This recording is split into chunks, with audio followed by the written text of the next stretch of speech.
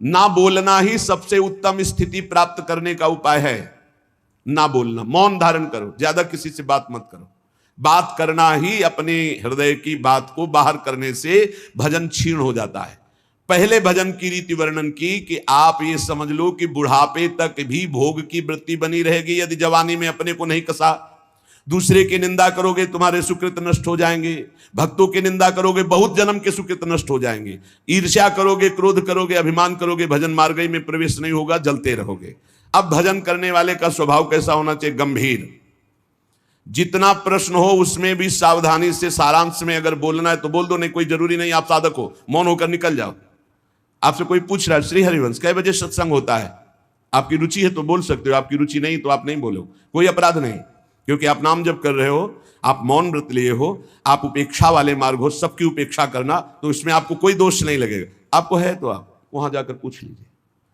ज्यादा बोलोगे तो प्रपंच बढ़ेगा, तो आप जाइए उन लोगों से पूछ लीजिए, मुझे ज्ञान नहीं, चल दिया। या फिर बोले ही नहीं, मानो सुना ही नहीं, पागल जैसी चेष्टा करके निकल गए कि इसको सुनाई नहीं देता क्या, नहीं बोले। आपका भजन चल रहा है इसलिए कभी कोई अपराध नहीं बने। कोई बोला राधे श्याम आप उत्तर नहीं दे रहे तो आपको कोई अपराध नहीं, क्योंकि हर समय वो तो एक बार बोला राधे श्याम, यहां तो हर वृत्ति राधे श्याम में ही है। गंभीर स्वभाव, को था न पावे जहां नीर गंभीर, जैसे जहां अगाध जल होता है कोई था नहीं ले सकता, ऐसे ही साधक का अपना स्वभाव बनाना चाहिए। उच्च श्रृंखल स्वभाव नहीं बनाना चाहिए, बहुत बातचीत करने वाला स्वभाव नहीं, गंभीर चुप शांत। ऐसा संग करो जिसके पास बैठने से ही प्रिया प्रीतम की चर्चा होने लगी, बैठते ही प्रिया प्रीतम की चर्चा, बैठते ही सिद्धांत की चर्चा, प्रपंच की चर्चा नहीं, निंदा नहीं, इधर उधर की बात नहीं। अगर हृदय मंदिर में ठाकुर का प्रादुर्भाव नहीं हुआ तो जीवन निरर्थक रहा, चाहे जो कुछ कर लो, हमारी बात मान लो। लाखों मंदिर देखे, लाखों मंदिर भ्रमण में, जहां आसपास कबूतरों की बैठक हो गई है, कोई बिरला ऐसे कभी गया तो गया नहीं, ऐसे करोड़ों के मंदिर बने। अगर तुम्हारे हृदय मंदिर में प्रभु का प्रादुर्भाव नहीं तो कुछ बात नहीं बनी। और हृदय मंदिर के पट खोलते हैं गुरुदेव, रसिक गुरुदेव। एक बार चतुरदास जी नाम के महापुरुष अपने गुरुदेव की सेवा में रहते। बड़े भाग्यशाली होते हैं जो गुरु की सेवा प्राप्त हो जाती है, बड़े भाग्यशाली होते हैं। रसिक गुरुदेव की सेवा, जैसे महापुरुषों की सेवा में जो रहते हैं उनको हम महापुरुष के समान ही मानते हैं।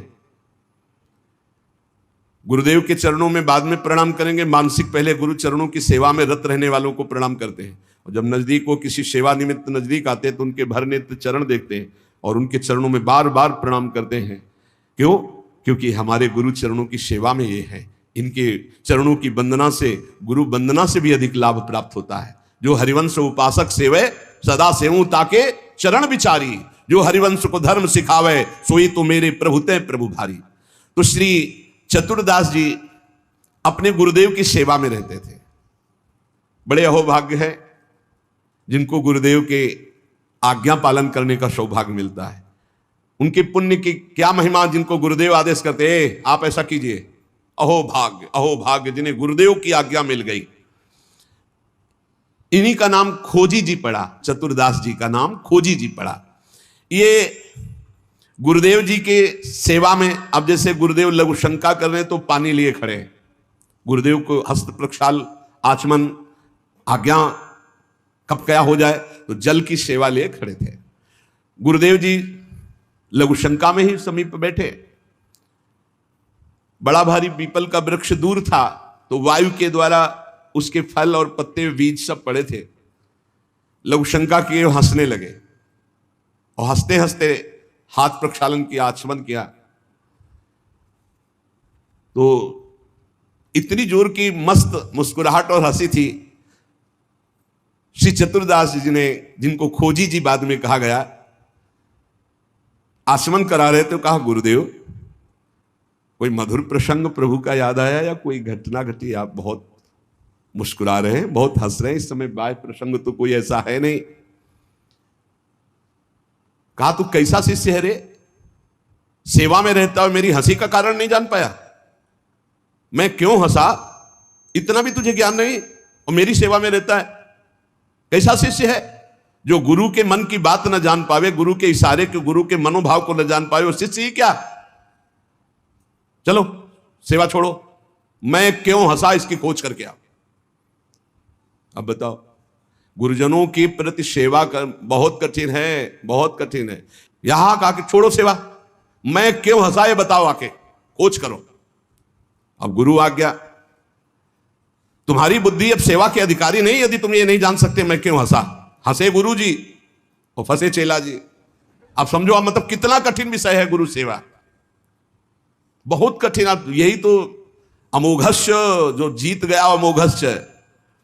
तुम्हारी बुद्धि विवेक रहित है, जब तक तुम हमारे हंसने का कारण ज्ञात करके ना हो तब तक तुम्हें हमारे पास कभी नहीं आना चाहिए। चलो जाओ यहां से, आश्रम से। हमारे मन की बात जब जान जाओगे कि मैं क्यों हंसा, उसका कारण सही बताओगे आकर के, और जो मैं मन में सोच रहा था तो फिर सेवा में रख लूंगा, तब मैं मानूंगा कि तुम मेरे सच्चे शिष्य हो और सेवक हो। साष्टांग दंडवत किया, जो आज्ञा गुरुदेव। अब चल दिए, जहां संत महात्मा मिलते तो विनम्रता पूर्वक दंडवत करते हो, कहते हमारे गुरुजी लघुशंका करते समय हंस दिए, क्या कारण था। तो सब कहते गीता की बात पूछो, भागवत की बात पूछो, वेदों के, तुम्हारे गुरुजी है तो लघुशंका में हंस दिया, हम इसका क्या मतलब बताए तो और उपहास होता। भला कोई इस प्रश्न का क्या उत्तर दे। कोई सुलझे हुए महात्मा थे, उन्होंने कहा रामायण गीता भागवत का प्रश्न हो तो अभी मैं उत्तर दे दूं, लेकिन आपके गुरुजी लघुशंका करते हुए क्यों हंसे, इसका हमको ज्ञान कैसे होगा, हम कैसे उत्तर दे आपको, ये तो गुरुजी से ही पूछो जाके। बोले नहीं, गुरुजी ने कहा जब तक इसका उत्तर न मिल जाए हमारे सामने मत आना, मुख मत दिखाना। अरे संत जन बहुत पहले, और हर उनकी आज्ञा में बहुत बड़ा रहस्य होता था। अब ये रोज जलते कि गुरु सेवा से वंचित हो गया, गुरु सेवा छूट गई। साधक को इस बात की बहुत पीड़ा होनी चाहिए, जिसको गुरु सेवा, तो ये होना चाहिए कि कौन सा अपराध बन गया, दुर्भाग्य आ गया कि गुरु सेवा छूट गई। वो रात दिन जलते इसी प्रकार, और संतों से जा जाकर पूछते पर कोई समाधान नहीं मिला। अब उन्होंने विचार किया गुरु जी के सामने जाना नहीं, सेवा है नहीं, तो अब शरीर को रख के क्या करें, शरीर को नष्ट कर देते हैं, शरीर का परित्याग कर देने की ठानी। ये देखो, ये है गुरु भक्त का लक्षण कि अब शरीर रख के क्या करें। गुरु जी ने सेवा से निकाल दिया, उत्तर मिल नहीं पा रहा, तो शरीर किस काम का। अब वो एकांत में निर्जन वन में जाकर बैठ गए और नाम जप करने लगे, और सोचा बस भूख प्यास से पीड़ित होकर यही शरीर छोड़ दूंगा, कुछ खाना नहीं, कुछ पीना नहीं, रात दिन भगवान नाम जप करना, शरीर छोड़ दूंगा। गुरु की आज्ञा पे थे, जिज्ञासा प्रबल थी, सेवा छूट गई थी, पीड़ा बहुत थी। अभी कुछ ही दिन हुए थे, न अन्न न जल, रात दिन नाम जप और शरीर छोड़ने का संकल्प। महामहिमसी कबीरदास जी प्रकट हुए, होगा ए भाई आंख खोलो। आंख खोला तो देखा कबीरदास जी, साष्टांग दंडवत किया। हाँ, क्या प्रश्न है तुम्हारा, क्यों इतना कष्ट सह रहे हो। इसका मतलब समझ रहे हो, जब कोई सच्ची भावना से भगवान का भजन करता है तो भगवान अपने दिव्य पार्षदों को भेज देते हैं समस्या का समाधान। सुनो, जब तुम्हारे गुरुजी लघुशंका कर रहे थे तो उनकी लघुशंका की धार में एक पीपल का बीज बह रहा था। बीज को बहते हुए लघुशंका में देखकर गुरुजी विचार करने लगे कि ओहो, देखो इस बीज में पीपल का पूरा वृक्ष छुपा हुआ है। लेकिन जब ये बीज पीपल में था तो कितना बंदनीय और कहां सुव्यवस्थित था, और जब ये पीपल से अलग हुआ तो लघुशंका में बह गया। इसका मतलब पीपल का वृक्ष साक्षात ब्रह्म है और उसका अंश जीव है। जीव जब अविद्या के कारण ब्रह्म से अलग हो जाता है तो मलमूत्र के द्वारों में बह जाता है आसक्ति होकर, और अगर वो ब्रह्म से जुड़ा रहे तो वो ब्रह्म में पूजनीय और ब्रह्ममय हो जाता है। ब्रह्मविद ब्रह्मयु भवति, कबीरदास जी ने व्याख्या करके बताई कि जब वो ब्रह्म से जुड़ा रहता है तो ब्रह्ममय रहता है, जब ब्रह्म से अलग हो जाता है तो मलमूत्र के शरीर में आसक्त होकर मलमूत्र के द्वारों के भोगने में पूरा जीवन नष्ट कर देता है। जीवात्मा जब प्रभु से विमुख हो जाता है तो उसकी यही दुर्गति होती। जैसे पीपल के वृक्ष से फल से वो बीज अलग हो गया तो लघुशंका के प्रवाह में बह गया, और नहीं तो इतना महान वृक्ष उसमें छिपा हुआ है कि अगर उसे सुव्यवस्थित किया जाए। जीवात्मा जब भगवान से विमुख हो जाता है तो भव प्रवाह में मलमूत्र के द्वारों में बहने लगता है। कैसे, गर्भाशय में गया तो मलमूत्र के द्वार जहां है वहीं गया, और मूत्र के द्वार से ही तो गया। जीवात्मा का सृजन कैसे हुआ? मूत्र द्वार से ही हुआ। और है कहां? गर्भाशय के आसपास मलाश्रय, मूत्राश्रय। जीव जबते हरिते बिलगान्यो, तबते देह गेह निज जान्यो, माया बस स्वरूप बिसरायो, तेहि भ्रमते दारुण दुख पायो। जैसे बीज में वृक्ष तथा वृक्ष में बीज मूल रूप से विद्यमान है, उसी प्रकार से परमात्मा समस्त जगत में और जगत में परमात्मा विराजमान है। परमात्मा में सारा जगत और जगत में परमात्मा विराजमान है। पर जब जीव भगवान से विमुख हो जाता है तो ऐसे ही मलमूत्र के द्वारों में भटकता रहता है। अरे मेरे गुरु जी के हंसने का इतना गूढ़ रहस्य! खोजी जी का संशय मिट गया और गुरुदेव के पास आए, साष्टांग दंडवत किया। उनका उत्तर कहा, गुरुदेव महामहिम श्री कबीरदास जी ने ऐसा ऐसा ऐसा बताया। गुरुदेव पुनः मुस्कुराए और कहा, एक प्रश्न ने तुम्हें सिद्ध बना दिया, क्योंकि सिद्ध महापुरुष का दर्शन सिद्ध ही बना देता है। अब आज से तुम हमारे समान सिद्ध हो गए हो। अब तुम आज से हमारे मन की सारी बातें जान लोगे। शिष्य के मन की बात जान लेना तो हर सिद्ध पुरुष का, लेकिन अपने गुरु के मन की बात जान लेना ये बहुत बड़ी बात होती है।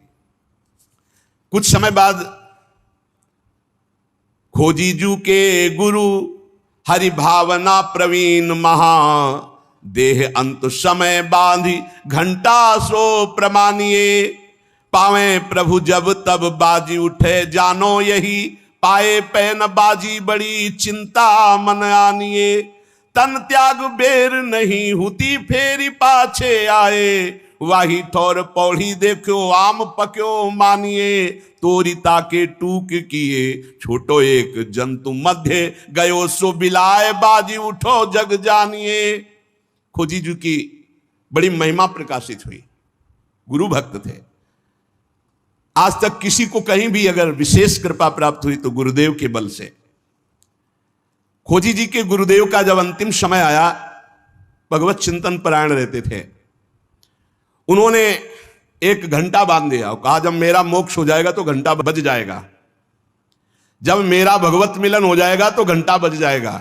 शिष्यों से कहा, घंटा स्वयं बजेगा जब मेरा शरीर छूटेगा, भगवत प्राप्ति होगी। परंतु आश्चर्य हुआ, गुरुजी का शरीर तो छूट गया पर घंटा नहीं बजा।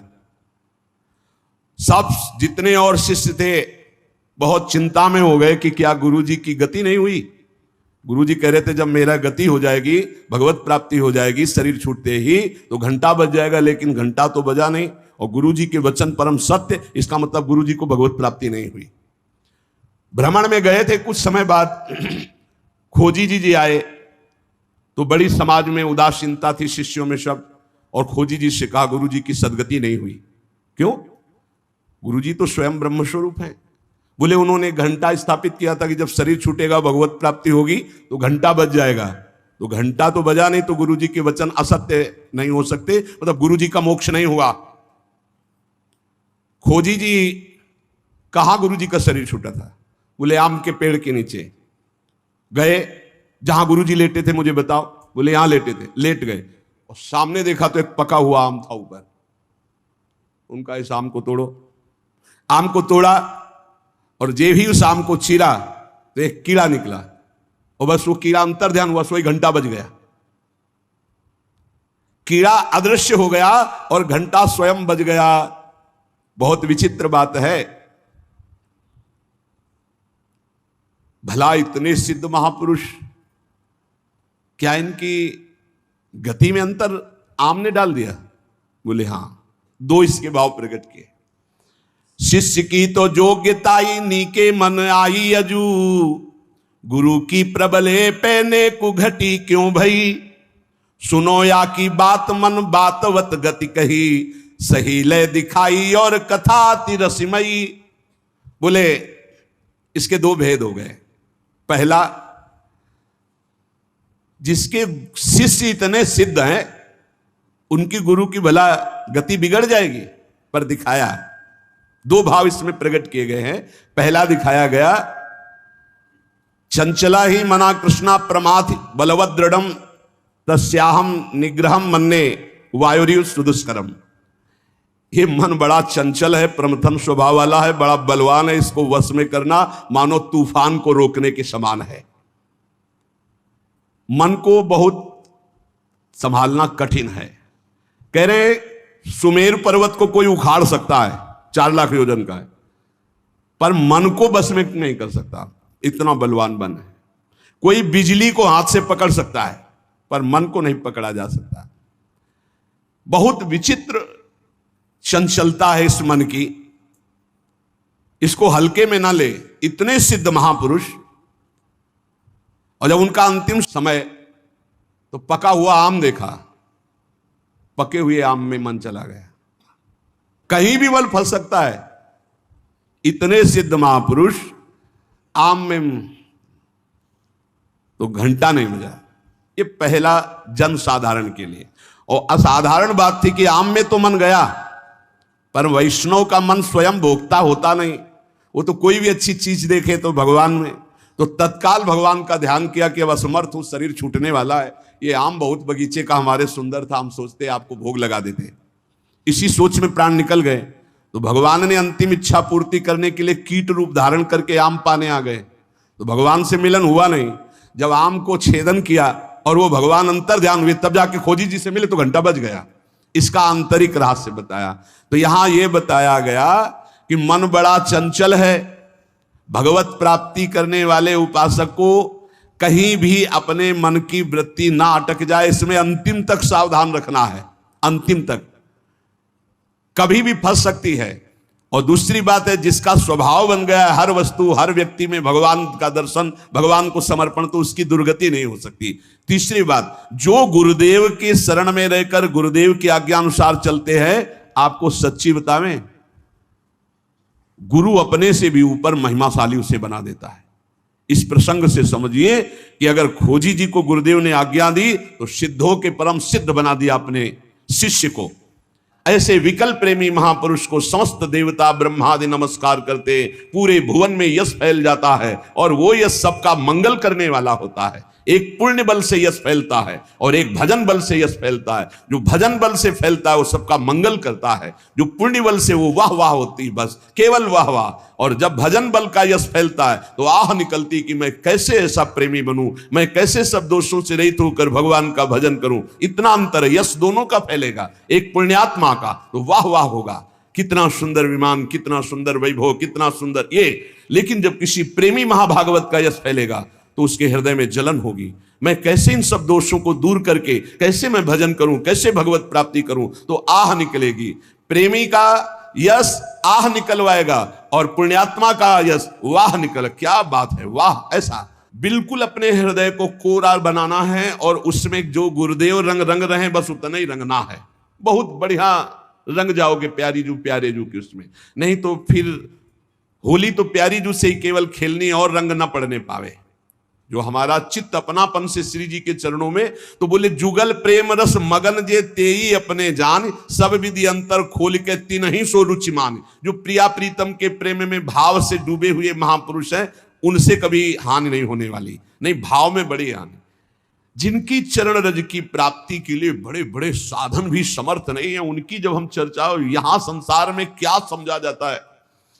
श्री प्यारी जू और प्यारे जू की महिमा से बिल्कुल अनभिज्ञ जन है। तो पहले इनको जो सिद्धांत है प्रथम सुने, भागवत भक्त मुख भगवत बानी, गीता भागवत योग वासिष्ठ, इनके सिद्धांतों से परिपक्व करके साधना की भूमि में लाके फिर धीरे धीरे थोड़ा थोड़ा प्रेम का छीटा। और एक आश्चर्यमयी बात देखना, हम सुनाएंगे तुम्हें गीता भागवत और सिद्धांत, और जब आप हमारी तरफ झुकोगे तो आपकी ठसक बोलेगी हमारे माँ श्यामा झुको राज। बच्चा बच्चा बोलेगा। और हमें अपनी उपासना किसी को बैठ के समझानी नहीं है, तुम्हारे हृदय में ट्रांसफर हो जाएगी। वही हर एक कौन से साधक में या उपासना में मिलावट है, आप बताओ। किसी भी बच्चे की उपासना में मिलावट नहीं होगी। ये साधक और संतों की तो बात जाने दो। क्यों? जहां वो दृष्टि मिलाएगा, जहां अपनापन करेगा कि मेरे महाराज जी, वही मेरी महारानी है, पलट कर वो उसके हृदय में आ जाएगा, पलट कर आ जाएगा। ये समझाने का विषय नहीं, ये अपने आप पलट के आ जाएगा। अनन्यता जो यहां है वही तुम्हारे हृदय में ठसक बैठ जाएगी, कुछ अच्छा ही नहीं लगेगा। देख लेना, हम चाहे जितना योग वासिष्ठ सुनावें तुम्हें, चाहे वेदांत सुनावें, परिणाम तुम्हारे अंदर यही आएगा। राहो को काहू मने दिए मेरे प्राणनाथ श्री श्यामा शपथ करो तृण छिए, यही आएगा देख लेना। क्यों? क्योंकि गुरु ने यही दिया है। जो ये विराजमान महापुरुषन ने सब रस गायो देखनो, ये है कि उनको हियो कहा ठहरानो ताको गहनो, वही आ जाएगा आपके हृदय में। इही रस परस्यो नाही जिनी तू जिन पर से ताही, तासो ना तो नाही कछु ये रस रुचे न जाही। जिसको श्यामाजू से परिचय नहीं, श्यामा श्याम से परिचय नहीं, उसको कभी भी छूना नहीं। वैसे साधक उपासक चाहे गृहस्थ हो चाहे विरक्त हो, अपनी तरफ से किसी को छूने की आदत ना रखे। छू के बात करना या ऐसे कि अपनी तरफ से ना करे, कोई टच हो जाए वो बात अलग है, कोई ऐसे छू ले उसे नहीं छूना। अपनी तरफ से किसी को स्पर्श न करे, सहसा किसी को हृदय से न लगावे, हृदय से उसी को लगावे जो प्रिया प्रीतम के अनुराग रंग में भरा हो। हमने देखा है पूज्य महापुरुषों को, एक आए थे उन्होंने ऐसे किया, वो 2 कदम पीछे हट गए, फिर आगे वो बढ़े ऐसे, फिर पीछे हट गए। पूछा ऐसा क्यों किया आप, गले क्यों नहीं लग रहे? तो उत्तर जानते हो क्या था? हम इसके योग्य नहीं। ऐसी चतुराई से, ऐसी प्रवीणता से मारा कि उनको क्षोभ भी नहीं हुआ और आप अपने को बचा लिया। बोले हम इसके योग्य नहीं। कहां आप? और बोले नहीं, बोले नहीं, पीछे हटते चले गए। गजब का मतलब यही तो है 64 कला प्रवीण तदपि भोरी। कैसी उनके हृदय में क्षोभ नहीं हुआ, उनका मैं योग्य नहीं हूं आपके सर, बस। तिनको प्रश्न कीजिए, मना है, क्योंकि परमाणु होते हैं शरीरों में। अगर हम रसिक महापुरुषों के तो कैसे कैसे तुम्हें अनुभव बताएं, बहुत दिव्य परमाणु होते हैं। संग सोई जाके मिले भूले गृह व्यवहार, तिहि छिन आवे हिये में अद्भुत जुगल बिहार। बड़े परमहंस प्रिया प्रीतम के अनुराग में डूबे हुए जो रसिक जन है, बोले इनके संग का प्रभाव घर परिवार जितना भी संसारिक राग है, इस राग को मिटा करके प्रिया प्रीतम के अनुराग में स्थित कर दे, उसे ही सत्संग कहते हैं, उसे ही रसिकों का संग कहते हैं। ये बहुत दुर्लभ है रसिकों का संग। भगवत रसिक, रसिक की बातें रसिक बिना को समझ सके ना। और आप जहां बैठे हो ये रसिक शेखरों की भूमि है, वृंदावन ये रसिक शेखरों की भूमि है। जिनके देखे पुलक तन रोमांचित हुए जाहि, सुनत मधुर तिनके बचन नैन भरे जल आहि। धन्य है जो ऐसे रसिक मिल जाए जिनके दर्शन मात्र से हृदय शीतल होने लगे, जिनके दर्शन मात्र से प्रपंच की अग्नि शांत होने लगे, हृदय शीतल होने लगे, और जिनके वचन सुनने पर आंसू आ जाए। बोले ऐसे रसिकों का संग, बड़ी कृपा होती है लाडली लाल की, तब रसिक संग मिलता है। भूमि में, आकाश में, अर्थात समस्त लोकों में ऐसे महापुरुष का बंधन होता है। ब्रह्मा आदि बड़े बड़े देवता ईश्वर कोटि के जब ऐसे प्रेमी को देखते हैं तो नमन करते हैं कि धन्य है इसका जीवन। भवेदिया कुत्रापि प्रथियति स एकाचित यशा। आकाश में, पृथ्वी में सर्वत्र उसका यश फैल जाता है। ये परम पावन यश सबको निष्पाप करके भगवत भक्ति प्रदान करने की सामर्थ्य रखता है। मम भक्ति युक्तो भुवनम पुनातु, लोक के लोक पावन कर देता है।